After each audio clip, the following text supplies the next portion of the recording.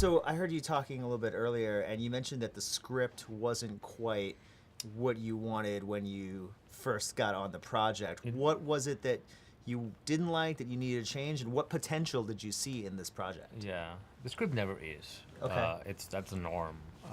That's why they call us. You know, there is usually a script happens, or it becomes a movie when it has a very strong concept like this, but that doesn't necessarily mean that it's developed to its full potential. So there was a full potential of doing a movie that was, thrilling and sort of a mystery, that you never had the need to get out of the plane, and that was the challenge. When I got it, one of the things that is very different from the original is that uh, Liam Neeson's character would find out who the bad guy was in the middle of the movie. So there was less of the cat and mouse game.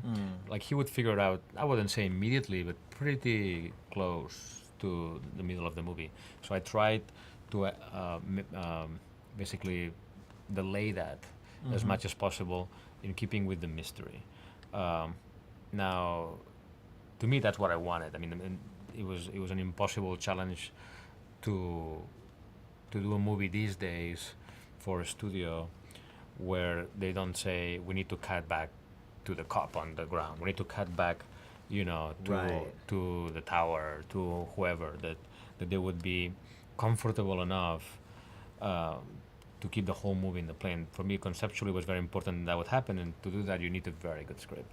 Yeah. Well, and tell me about the challenges of shooting for 40 days in a confined space and structuring the plane so that it obviously makes sense in the movie and looks like a plane, Yeah. but you can light it the way you need to light it Yeah. and shoot it the way you want to shoot it. Yeah, it's a very organic process because the script is never finished until you start shooting, and the plane needs to be being built because it takes 3 months to build. So it's an evolution. Obviously, it's a cliche, but it's true. The plane is a character, and you don't want the plane. It's a movie. You want the people to recognize that they're in a plane, but you don't want that to be a beat up old plane that they just go on. You want the plane to be a bit special, because it's a movie. You want, after all, for them to be visually stimulated and see, oh, that's a cool plane. It has cool colors, and the outfits of the stewardesses are interesting and cute.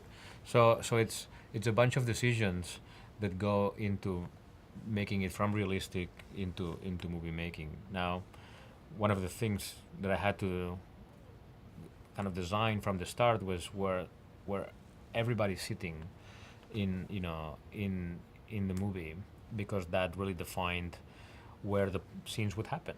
Right. And to do that while you're writing the script, maybe even changing characters, maybe even saying, oh, I don't need that character, put that other character.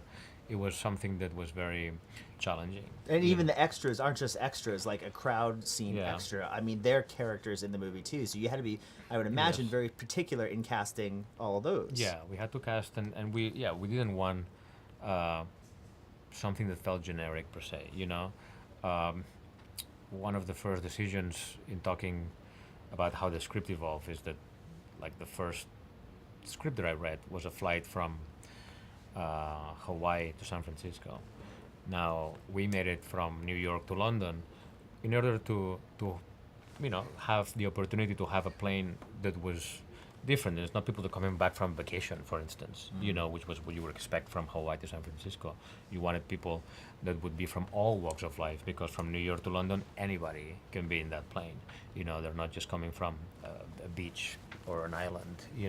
So I really wanted everybody in the audience represented in that plane in one way or another. Yeah, cool. You know. That's a great movie, man. Yeah, Thank you so thanks. much. Great talking to you.